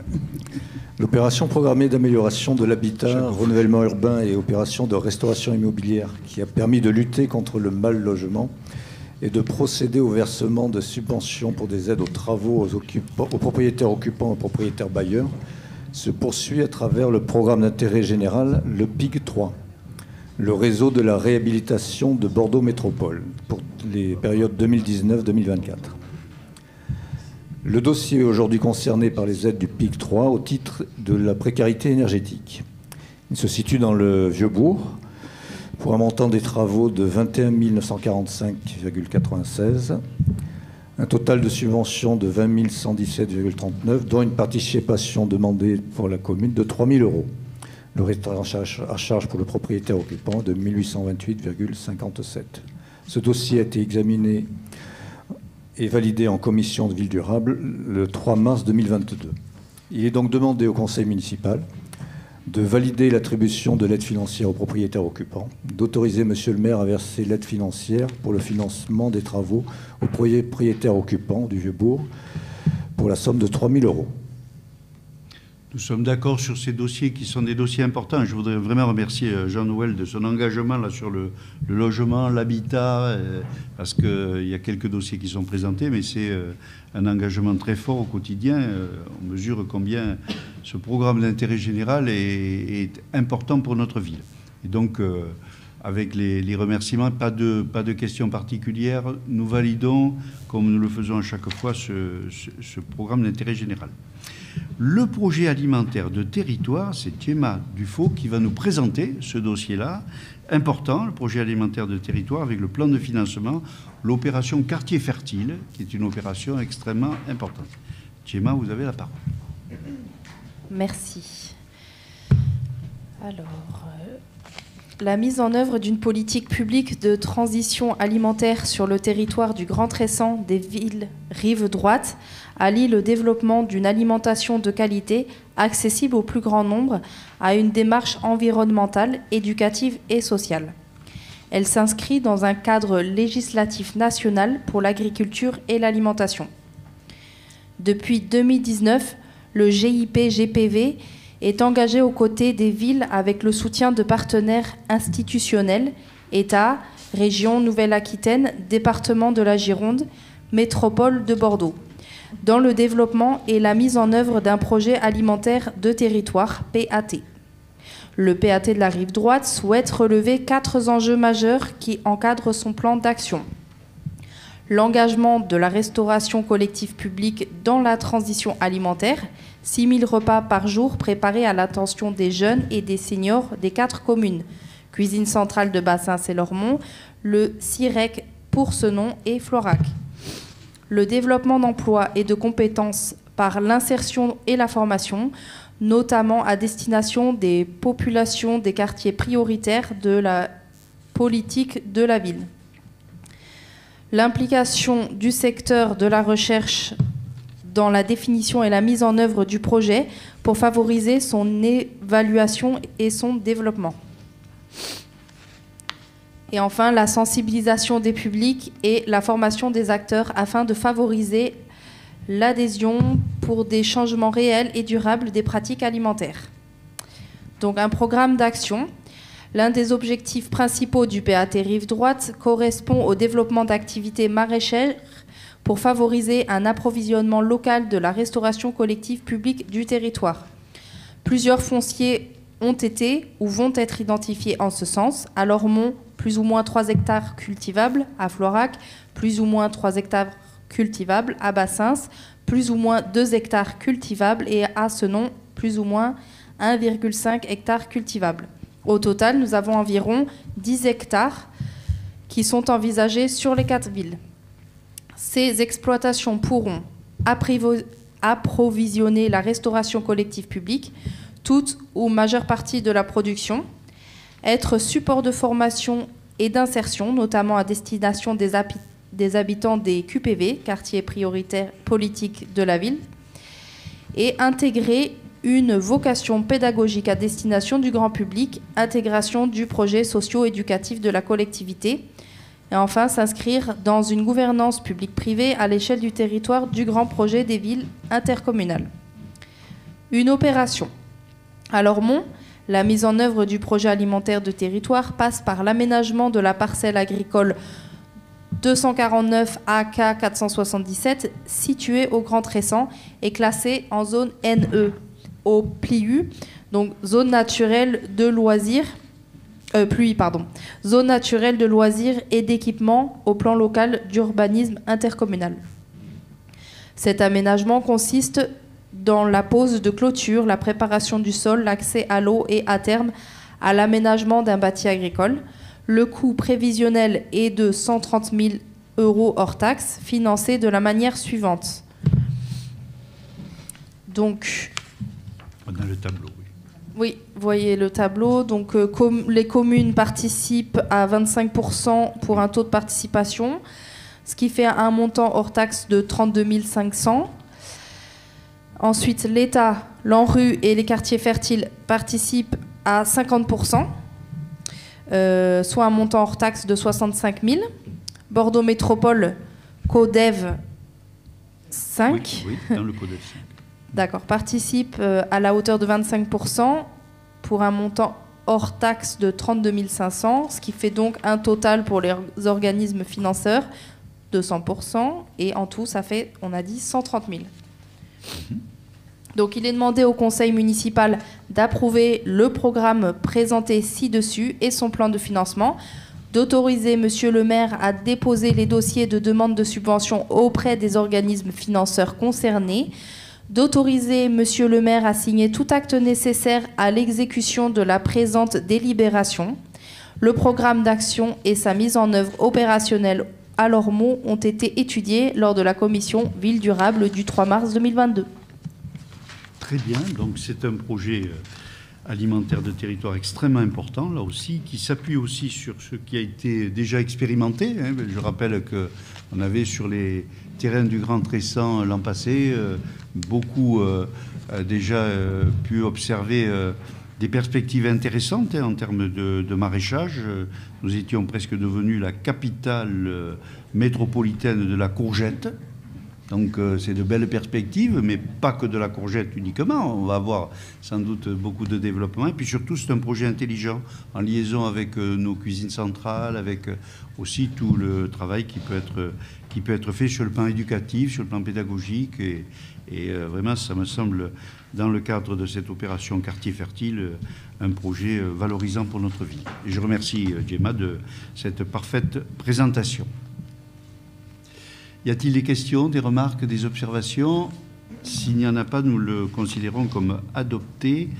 Je vous en remercie. Et nous passons avec Grégory Faucon au PLI, au plan local d'insertion pour l'emploi, avec la convention cadre.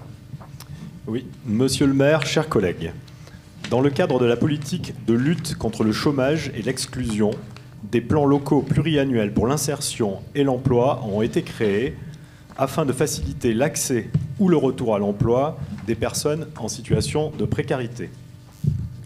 Le plan local pour l'insertion et l'emploi PLI des Hauts-de-Garonne s'adresse aux hommes et aux femmes qui, par manque de qualification ou d'expérience professionnelle, ou en raison d'une situation personnelle ou sociale particulière, ont des difficultés majeures à réintégrer le monde professionnel.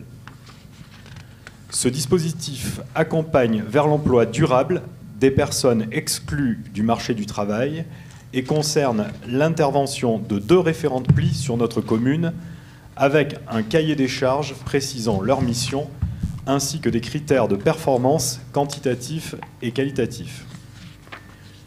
Un protocole d'accord du PLI des Hauts-de-Garonne est engagé pour la période 2022 à 2027. Il est donc demandé au conseil municipal d'approuver ce protocole d'accord qui vous a été adressé et d'autoriser monsieur le maire à le signer. Ce dossier a été examiné par la commission Ville Inclusive du 14 mars dernier. Pas de remarques, pas d'observations sur ce dossier? Je vous en remercie. Nous passons maintenant au pôle Affaires Générales Ressources Humaines, donc avec Jannick Morat. Bien, bonsoir. Tout d'abord, on va parler du personnel municipal pour la création de postes et mise à jour du tableau des effectifs, comme nous le faisons tous les ans. Alors, je tiens à signaler que toutes les délibérations que je vais présenter ont été étudiées lors de la commission Affaires Générales d'hier soir, du 24 mars. Comme tous les ans, donc, conformément à l'article du Code général de la fonction publique, les emplois de chaque collectivité sont créés par l'organe délibérant de la collectivité, c'est-à-dire le conseil municipal. Et afin d'adapter les moyens de la collectivité, il vous est ce soir demandé de modifier la délibération du 17 décembre 2021 et d'approuver les évolutions suivantes qui sont décidées à effectif constant. La première, c'est la création d'un poste permanent à temps complet d'attaché territorial fonctionnaire pour permettre la nomination d'un agent contractuel ayant réussi le concours d'attaché territorial au sein de la direction culture et qui donnera lieu à la suppression du poste d'agent contractuel de catégorie B dès la nomination. Le deuxième, c'est le passage à temps complet d'un poste permanent d'assistant d'enseignement artistique principal de première classe et titulaire, impliquant la création du poste à temps complet et de ce fait la suppression de celui à temps non complet. Il vous est également demandé de mettre à jour en conséquence et d'adopter le tableau des effectifs à la date du 1er avril 2022. Donc déjà sur ce premier point, alors il faut dire qu'il y a beaucoup de régularisations qui sont demandées parce que demandées par le Trésor public. Le Trésor public qui, vous savez, c'est aujourd'hui un constat que l'on peut faire. L'État est vraiment très très présent, quoi. Vous voyez ce que je veux dire? Je ne porte pas d'appréciation, mais sur la moindre décision concernant les ressources humaines, etc., il faut que l'on ait une délibération qui... voilà, donc ce sont essentiellement des éléments techniques. Lorsqu'on voit que quelqu'un a reçu un concours, qu'il faut créer le poste pour faire en sorte qu'elle ne soit plus contractuelle et qu'elle devienne titulaire, etc., avec des délibérations du conseil municipal, délibération, c'est quand même... les lois de décentralisation, me semble-t-il, ont besoin d'être davantage boostées. Mais enfin, je ferme la parenthèse. Donc, pas de remarques, pas d'observations sur ce premier volet, parce que vous allez avoir toute une série de volets qui correspondent effectivement à des délibérations demandées par Madame la trésorière, représentant les services de l'État. Donc, pas de remarques sur ce premier point. Mise à jour du tableau des effectifs. Les enseignants, la mission de surveillance d'études et d'enseignement. Oui, ça concerne le recrutement de vacataires. Alors tout d'abord, ce sont des vacataires dans les enseignants pour une mission de surveillance d'études ou d'enseignement. Et l'article 97 de la loi du 2 mars 82 relative aux droits et libertés des communes, départements et régions autorise les communes à recruter des enseignants dans le cadre d'une activité accessoire pour assurer un service de surveillance d'études ou d'enseignement. Par exemple, on peut citer l'action Vacances Curieuses qui existe depuis 2020, programmation éducative durant les vacances scolaires, alliant des temps pédagogiques et éducatifs menés conjointement entre les équipes enseignants et animation de la ville. En effet, si la collectivité souhaite installer cette offre de façon plus régulière et fréquente, il sera nécessaire de recruter des enseignants pour assurer des temps pédagogiques. Aussi, il vous est proposé de créer 15 postes de vacataires enseignants afin d'assurer des temps de surveillance, d'études ou d'enseignement pour toute action éducative qui seront entreprises avec les enseignants de la ville. Voilà, donc c'est pour pouvoir rémunérer les enseignants lorsqu'ils participent effectivement à des tâches qui nécessitent leur participation et sur lesquelles ils sont bien sûr volontaires. C'est une évidence. Pas de remarques, pas d'observation. Madame Casanova. Vous dites que c'est... enfin, comment dire, on a déjà eu le débat de toute façon sur le recrutement de vacataires. Ils sont déjà titulaires. Et qui est de droit et pratiqué dans les collectivités. Mais on a beau dire que les missions de ces vacataires sont ponctuelles, leurs fins de mois ne le sont pas. Ils ont besoin d'avoir de quoi vivre en travaillant chaque mois, comme chacune d'entre nous ici. Leurs missions peuvent être réparties sur toute l'année. Il y a largement de quoi faire dans les écoles et pas seulement durant les vacances scolaires. Je n'ai rien contre les vacances curieuses, c'est pas ça. C'est par rapport à l'emploi de ces personnes-là. Je rappelle que le dédoublement des classes de CP et de CE1 en REP+, c'est fait aux dépens des plus de maîtres que de classe. L'éducation nationale, je ne parle pas là de la ville, je parle de l'éducation nationale, manque cruellement de bras et les suppressions de postes se poursuivent depuis des années. Les bas salaires et le travail qu'ont fait les enseignants en sous-effectif et qui en plus est déconsidéré n'attirent plus, voire détournent de ce métier. L'éducation nationale doit former, elle doit embaucher des enseignants et non confier aux communes le recrutement d'enseignants précaires, en plus polyvalents, car aussi surveillants. Donc je vais m'abstenir. Bien, nous prenons acte de votre abstention, Madame Casanova. Pas d'autres remarques? Donc une abstention et nous votons cette délibération. La mission culturelle. Donc le deuxième. Oui, ça c'est pour les foulées avec. Voilà, le deuxième recrutement de vacataires donc concerne la mission culturelle. Ça concerne précisément la 11e édition des Folies littéraires.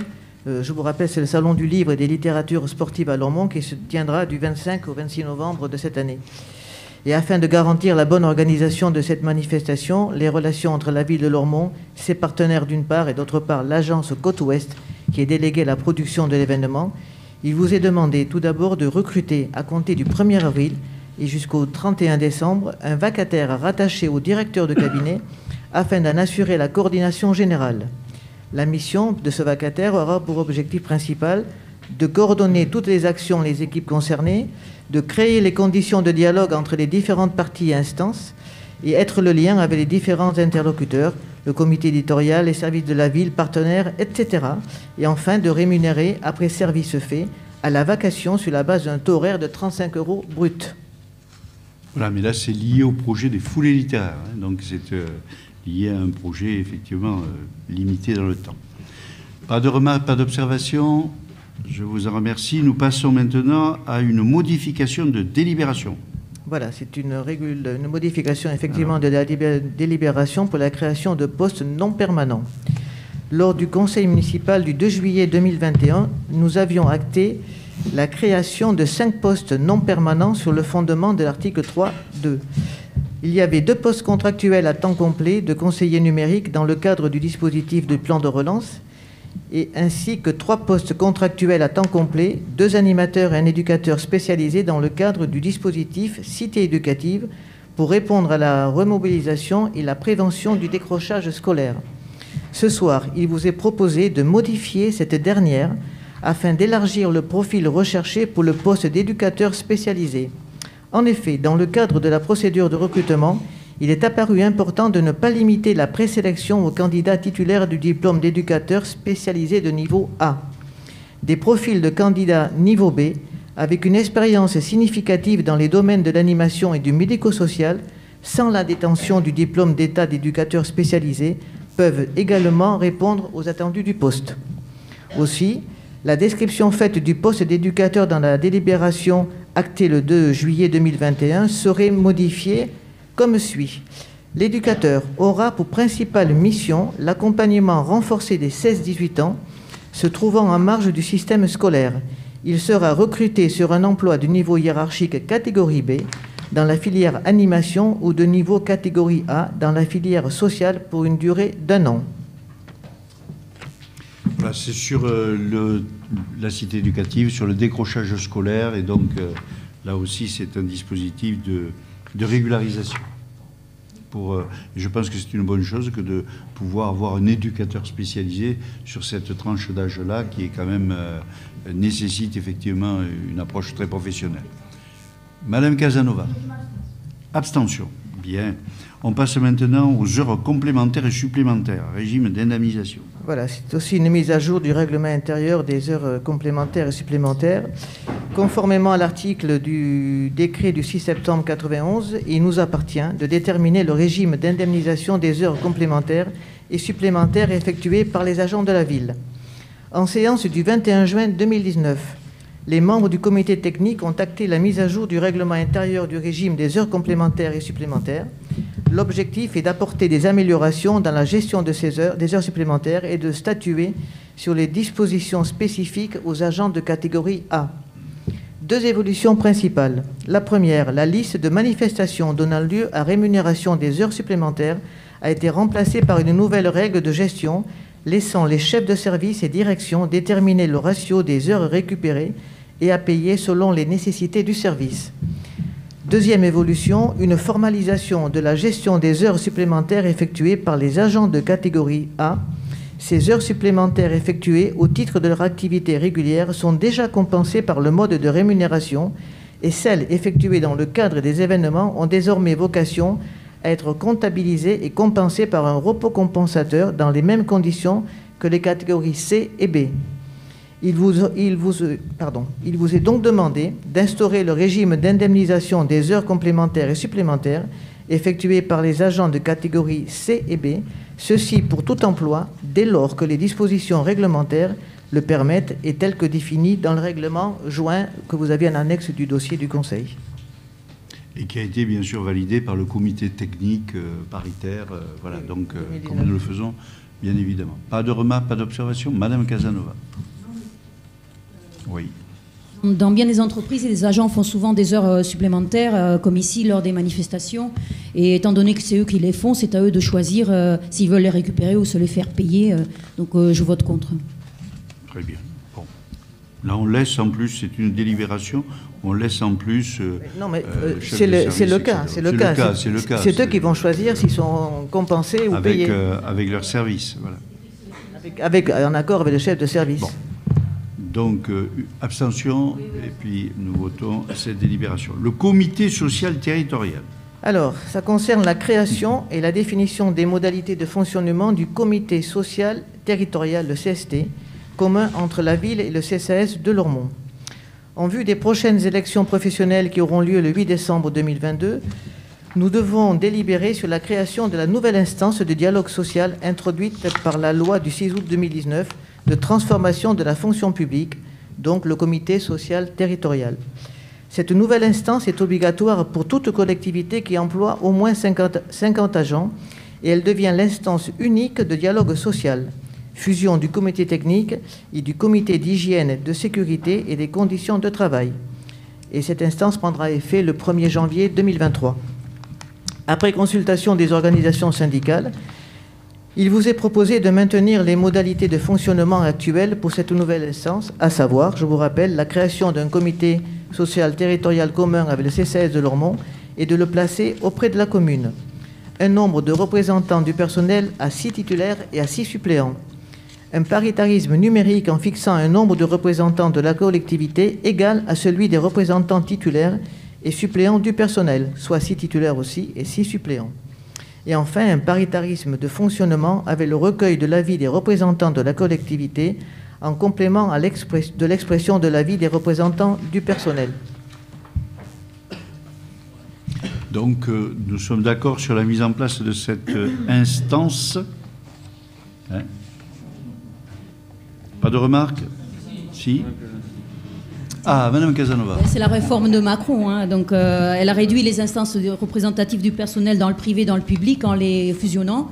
Et alors que les difficultés et les besoins augmentent, comme par exemple en matière de santé et de sécurité au travail, on l'a bien vu récemment, ces problématiques ne seront plus traitées comme dans les réunions spécifiques des CHSCT. C'est propre à l'ensemble de la réforme, hein, donc je vais m'abstenir.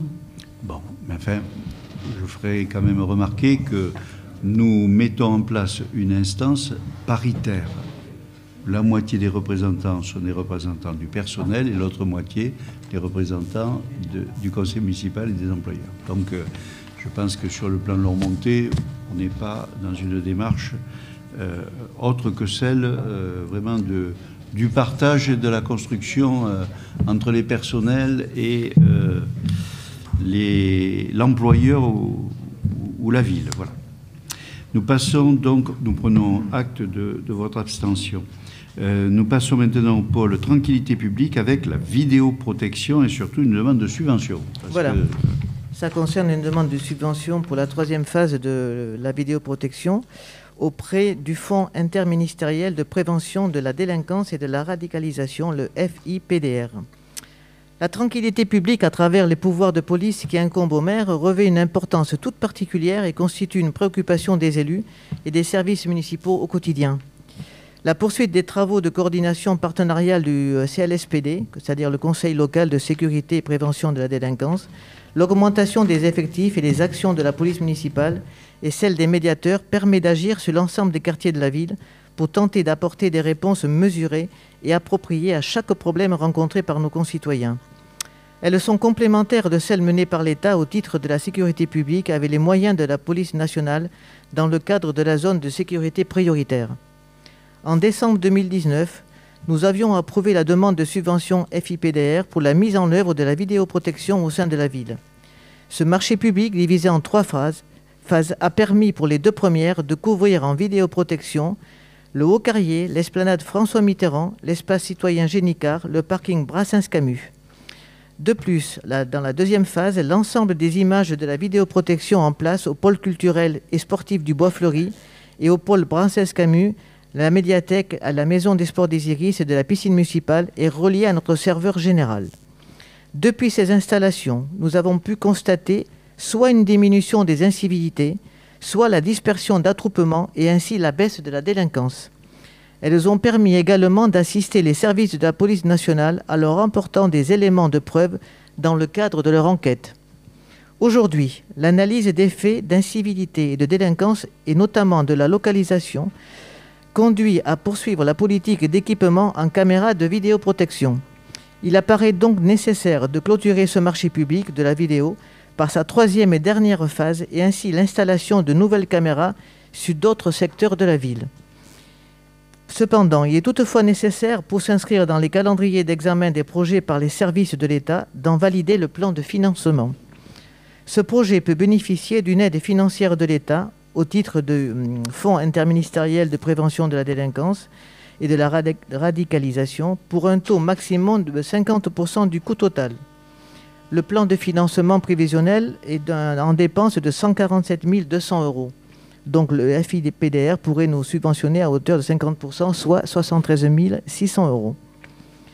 Il vous est donc demandé d'approuver la demande de subvention et d'autoriser Monsieur le maire à signer tout document inhérent à cette délibération. C'est une demande de subvention. Y a-t-il des questions, des remarques? Madame Casanova. La vidéosurveillance dite vidéoprotection ne fait que déplacer les problèmes sans les résoudre. Et c'est d'autant plus vrai que selon la préfète elle-même, dans un courrier qu'elle vous a envoyé, elle a signalé que ce qui a augmenté surtout à Lormont, selon les chiffres de 2021, ce sont les violences intrafamiliales de plus de 87%. Elles ont de multiples causes, dont le désarroi social qui touche durement les milieux populaires et contre lequel il faut des moyens humains et non des caméras. Donc je vais voter contre à nouveau. Très bien. Pas d'autres remarques, pas d'autres observations. Je vous en remercie. Nous passons maintenant au chat errant. Alors, toujours dans tranquillité publique, on va parler de chats. Pour la capture, la stérilisation et l'identification des chats errants. Voilà. Par délibération du... Alors, je n'ai pas fait le lien avec la vidéo. Et donc, non, pas du tout. Parce que vous le verrez, c'est une... Je ne sais pas si les images ou les caméras peuvent effectivement détecter nom, prénom et adresse de ces chats errants. Parfois. Alors, par délibération du 11 décembre 2020, nous avions validé le partenariat avec l'association Cookie Cats pour la capture des chats errants, donc sur le territoire de la commune, leur transport vers le vétérinaire qui se chargera de leur castration ou stérilisation, de leur identification et ensuite il les relâche sur leur lieu de capture et dans le cadre de la convention avec la Fondation 30 millions d'amis pour la gestion durable des chats dits libres. La convention avec la Fondation 30 millions d'amis ayant été reconduite pour l'année 2022, afin d'optimiser la gestion des chats dits libres, l'appui de l'association Gîte des Amis de l'Os est également nécessaire. Il vous est donc demandé d'autoriser Monsieur le maire à signer les conventions avec ces deux associations et de consentir que ces conventions d'une durée d'1 an prendront effet dès leur signature. Et ça sera quand même relativement facile pour moi de souligner qu'à Lormont, chiens et chats doivent s'entendre puisqu'on adhère à l'association des Amis de l'Os. Elle était quand même relativement facile. Voilà. Et donc on s'occupe là que des chats, mais en les faisant adhérer à l'association du Gîte des Amis de l'Os. Est-ce que vous voyez des inconvénients à cela? Personne. Je vous en remercie.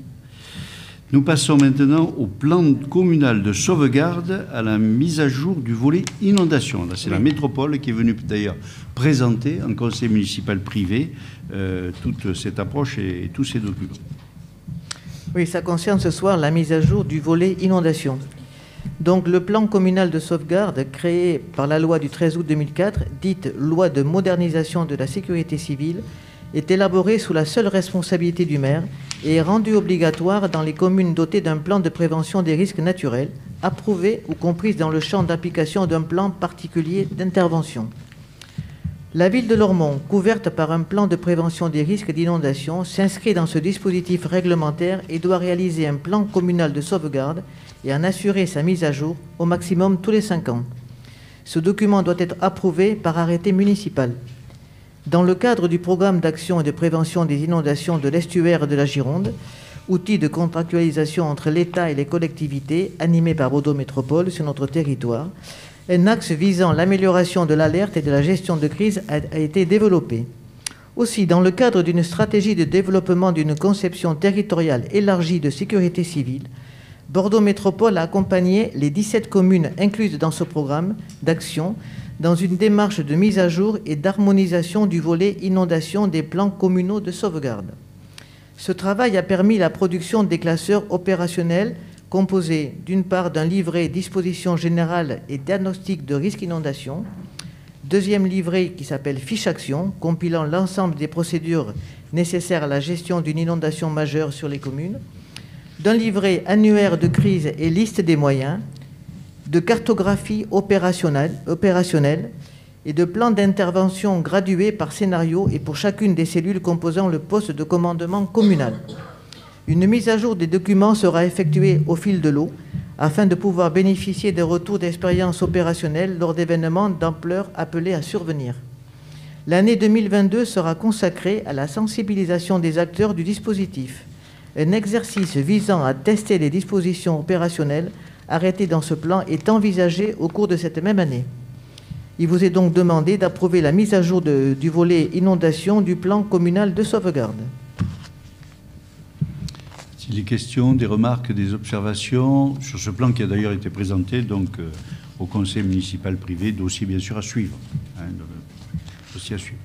Pas de remarques, pas d'observations. Nous passons maintenant au pôle ville épanouie avec Stéphane Pérez-Dipéré, Panorama. Je vous remercie. Monsieur le maire, mes chers collègues. Alors, Panorama est une manifestation initiée par le Grand Projet des Villes, le GPV, avec les communes de son territoire, Bassins, Senon, Floirac et Lormont.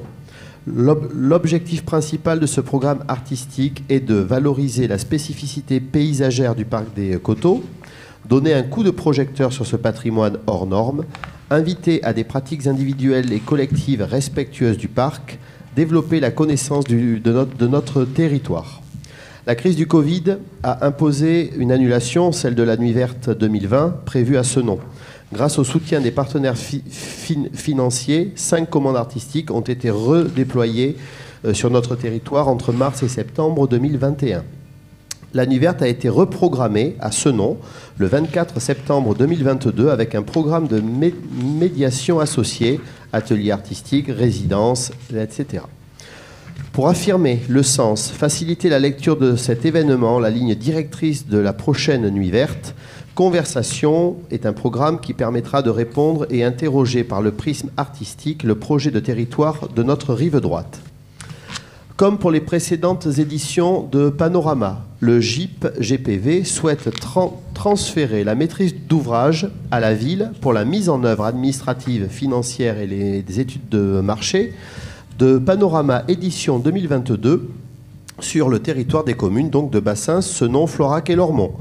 Il est donc demandé à notre Conseil de se prononcer sur la proposition de convention entre le GIP-GPV et la ville, par laquelle la ville deviendra maître d'ouvrage pour l'ensemble des actions suivantes, c'est-à-dire la signature des contrats, l'exécution des marchés, le versement des rémunérations prévues dans les différents contrats, le dépôt des demandes de subventions, la perception des recettes afférentes et l'accomplissement de tous les actes afférents aux attributions mentionnées ci-dessus.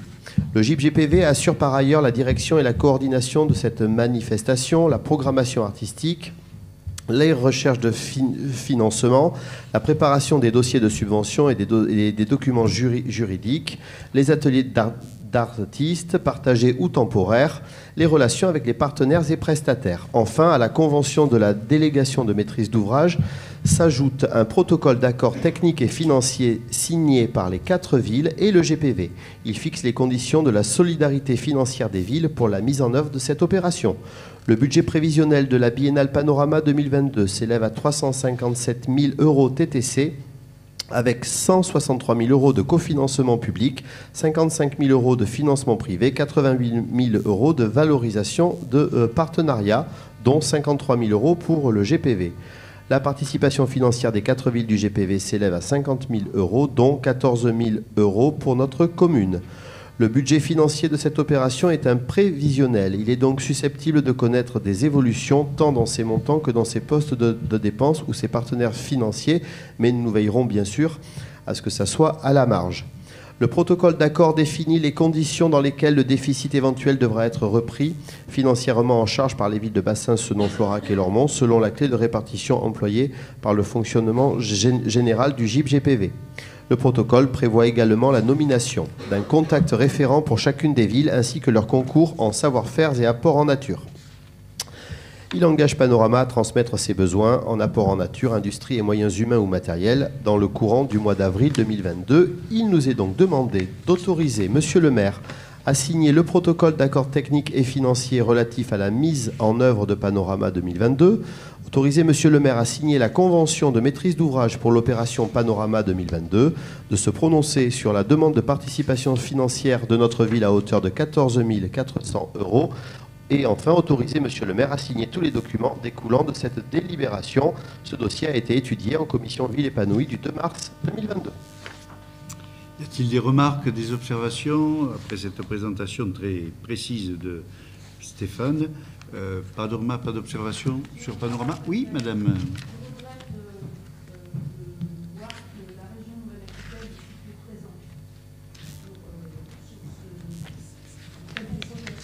Ah, vous avez porte-parole, pardon, est-ce qu'elle a été... Alors c'est le plan de financement effectivement qui apparaît au point numéro 2 pour lequel nous devrons nous prononcer avec une participation en région Nouvelle-Aquitaine de 8 000 euros. Ah. Il suffit de demander immédiatement, la région répond.